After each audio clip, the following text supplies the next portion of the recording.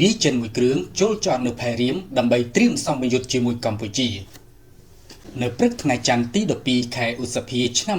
2025នេះនាវាកងទ័ពជើងទឹកចិនមួយគ្រឿងបានបង្ហាញវត្តមាននៅកំពង់ផែនៃមូលដ្ឋានសមុទ្ររៀមក្នុងខេត្តព្រះសីហនុសម្រាប់ត្រៀមចូលរួមសម្ពយុទ្ធយោធារួមគ្នាកម្ពុជាចិនដែលនឹងចាប់ផ្ដើមនៅសប្តាហ៍នេះការមកដល់របស់នាវាចម្បាំងចិននៅព្រឹកថ្ងៃនេះមានវត្តមានទទួលស្វាគមន៍ពីលោកឧត្តមសេនីយ៍តូប៉ែនសុក្រិតវិជានាយកទីចាត់ការហ្វុកហ្វឺននិងជាប្រធានក្រុមការងារដឹកនាំសម្ពយុទ្ធនិងលោកឧត្តមនីវីតូធុងស៊ីដេតមេបញ្ជាការរងនិងជានិសេនាធិការមូលដ្ឋានសមុទ្ររៀមនាវាចិនមួយគ្រឿងនេះជាប្រភេទនាវាពហុមុខងារថៃ071ដឹកនាំដោយលោកឧត្តមនីវីតូលីខ្វាងគួនបកការីនិសេនាធិការតំបន់យុទ្ធភូមិភាគខាងត្បូងនៃកងទ័ពជើងទឹកចិនដែលមានលក្ខណៈបច្ចេកទេសនាវាលេខ989ទម្ងន់ទុក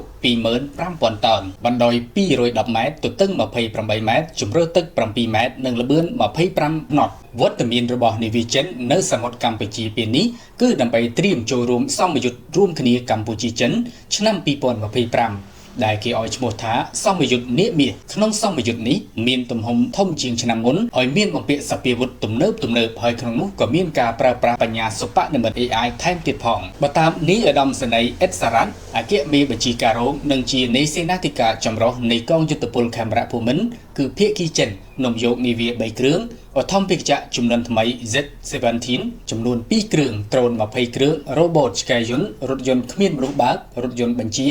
ចំណែកភាគីកម្ពុជានឹងប្រើឧទ្ធម្ភាគចក្ររថក្រោះនិងអាវុធជាច្រើនផ្សេងទៀតត្បិតថាធំជាងនិងទំនើបជាងមុនតែសម្ពយុទ្ធនេះគ្មានចេតនាគំរាមកំហែងប្រទេសណាមួយឡើយអ្នកនាំពាក្យក្រសួងការពារជាតិនាយឧត្តមសេនីយ៍ឈុំសុជាតិអះអាងបែបនេះហើយលោកបញ្ជាក់ថា